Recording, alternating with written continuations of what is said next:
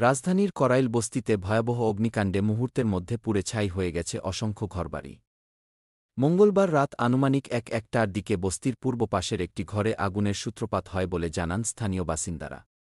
দমকা হাওয়া ও ঘরের দাহ্য উপকরণের কারণে অল্প সময়েই আগুন চারদিকে ছড়িয়ে পড়ে। খবর পেয়ে ফায়ার সার্ভিসের একাধিক ইউনিট ঘটনাস্থলে পৌঁছে প্রায় ২ ঘণ্টার প্রচেষ্টায় আগুন নিয়ন্ত্রণে আনে। এ ঘটনায় প্রাথমিকভাবে কোনো মৃত্যুর খবর পাওয়া না গেলেও শতাধিক পরিবার সম্পূর্ণভাবে গৃহহীন হয়েছে। পুড়ে গেছে ঘর, আসবাব, পোশাক পরিচ্ছদ ও নিত্য প্রয়োজনীয় জিনিসপত্র। রাতেই বস্তিবাসীরা খোলা আকাশের নিচে আশ্রয় নেন।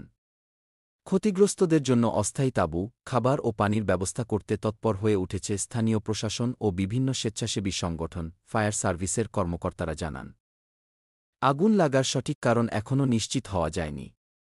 ধারণা করা হচ্ছে বৈদ্যুতিক শর্ট সার্কিট থেকে দুর্ঘটনাটি ঘটে থাকতে পারে। ঘটনার কারণ অনুসন্ধানে তদন্ত কমিটি গঠন করা হয়েছে।